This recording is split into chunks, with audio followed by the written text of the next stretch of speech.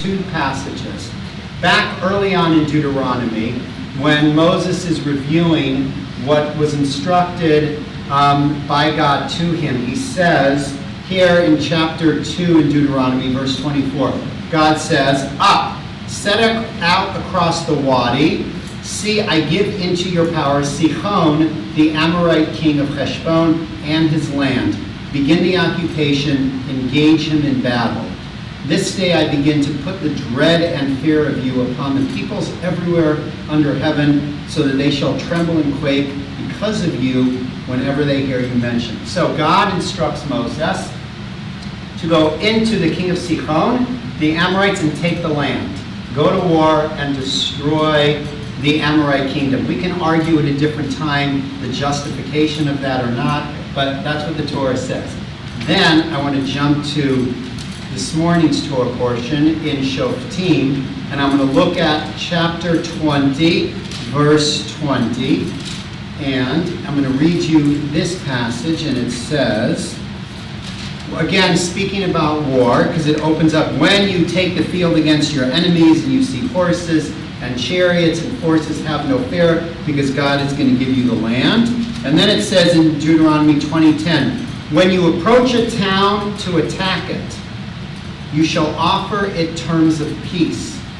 If it responds peaceably and lets you in, all the people present there shall serve you at forced labor. If it does not surrender to you, you would join in battle and you lay siege to it. So here it shows in Deuteronomy there's a slight change. Here, when you go to war, first, what should you do before you go to war? Offer peace. This isn't peace. What? I'm sorry. It isn't peace. It's surrender to slavery. Fair enough. No. That's actually a very good comment. Remind me your names. Jared. Jared makes a very good point.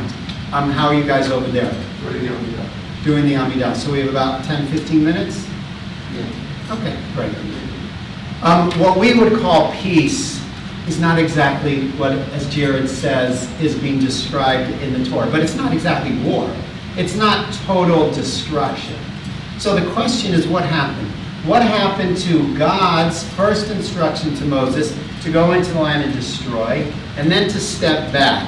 So I want to share with you a midrash from the book of Numbers. And the midrash says like this: when the Holy Blessed One said to Moses to wage war on Sihon, even though Sihon did not want to wage war with Israel, as it is said, "Get up and pass through. See, I give Sihon into your hand," Moses did not carry out that instruction. Rather, it is what is written later. I sent messengers. I didn't read you this part, but when God instructed Moses, back in chapter 2, to go into Sihon, what it doesn't say is that Moses, here, I'll just read it for you quickly. It's fascinating, in fact, because Moses is basically ignoring God. It says, "Then I sent messengers from the wilderness to the king of Sihon, saying, 'Let me pass through your country, and I will keep strictly to the highway, turning neither left or right, and whatever food I eat I will supply you with the money, and whatever water I drink I will furnish you. Just let me pass.'" So Jared there, Moses does not want to make war.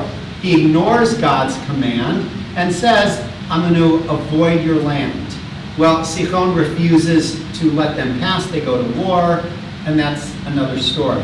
But the fact is that Moses ignored God. What would you call that?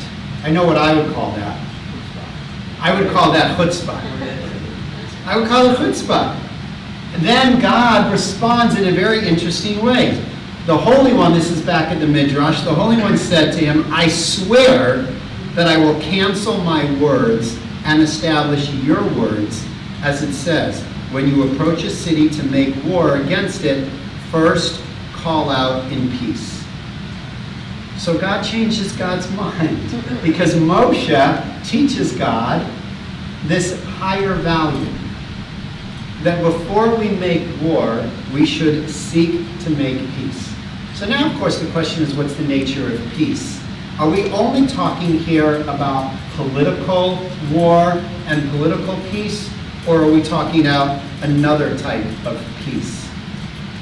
We just ended the Amidah, and what's the last prayer that we say in the Amidah? Oseh shalom b'mromav hu yaseh shalom. What does that mean? Oseh shalom b'mromav hu yaseh shalom. God make peace. Before that, what's the last bracha of the Amidah? Sim shalom. What does sim shalom mean? Place peace. Set peace. What's the last line of the priestly blessing that comes right before the sim shalom? Right? Yivarechecha Adonai v'yishmerecha, Adonai panav elecha v'yifanecha, Yisa Adonai panav elecha v'yaseim lecha shalom. V'yaseim, same language. V'yaseim lecha shalom is the same as sim shalom. Are the priests in that moment speaking about political war when they bless the congregation? When we say sim shalom, are we asking God for political peace, or is there another type of peace that we may be asking for? What do you think? Inner peace. So beautiful. I think from Faye's answer, I love, we are talking certainly not just about political peace, but inner peace. We ourselves constantly feel conflict and struggle internally.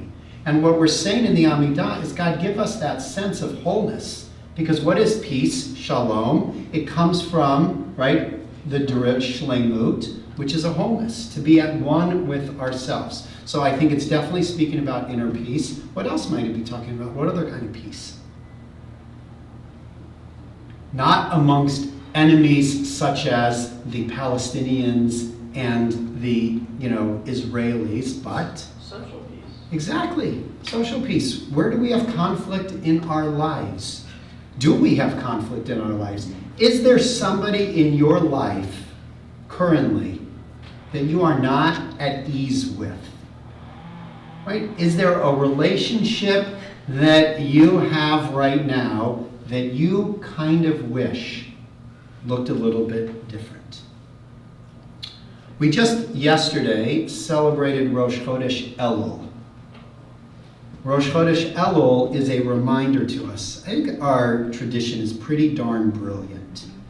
It's not, like they say to us, you can't, as we know, you can't just change overnight. So we're going to be approaching soon, in a month, which means I really should start writing my sermons, Rosh Hashanah and Yom Kippur, which are holidays of change. And yet we know, emotionally, psychologically, that there's a process to changing. You can't just snap your fingers and make a difference. And so the rabbis say we start with the month of Elul, and then with the month of Elul, let's begin that process. So I wonder if we could begin the month of Elul taking to heart this idea of peace, social peace in particular. I want to hold on to that idea of social peace. And one of the challenges in social peace, I think, is that we get stuck on this idea of truth. I'm right, and you're wrong. I'm right, and you're wrong. And that doesn't get us very far. And there's this absolutely wonderful passage back in Genesis that teaches us that there is a higher value than truth. Do you remember the very famous story in Genesis where actually God changes the truth in order to protect the innocent? Sarah laughing. Yeah, Sarah laughs when God says to Abraham, your wife is going to, what says to Sarah, your wife is going to have a child. And when the story is retold, it's changed slightly in order to protect the integrity of the relationship between Abraham and Sarah. That passage the rabbis learn teaches us that truth is an important value, but it's not the most important value. It's not as important as peace. Peace is a higher value. So what they say is you are allowed to tell a little white lie. You're allowed to, 5 minutes, you're allowed to change the truth slightly in order to protect another human being, in order not to shame, in order not to embarrass. And so by that extension, I wonder, when we think about Sim Shalom, when we think about setting for ourselves peace, what do we need to do? What do we need to set aside? What truth do we need to let go of that we are so insistent on holding on to in a relationship that we can just say, it's not worth it? We are right for it. Well, so one of the things that we can let go of is we are right. Oh, that feels so good, though, to say I'm right. It feels so good. Mark? So, I guess my only question is that this concept is predicated on the concept of embarrassment and shame. What happens when embarrassment and shame disappear? When there is no feeling of embarrassment and shame, then there is no motivation for all that follows that. Yeah, so that's a really good question. And what happens when there is no embarrassment and shame? When like the party that you are aggrieved with doesn't give a damn and doesn't feel anything and won't compromise and won't give anything up, which is often the case, right? That is the intractable relationships of challenge that we have.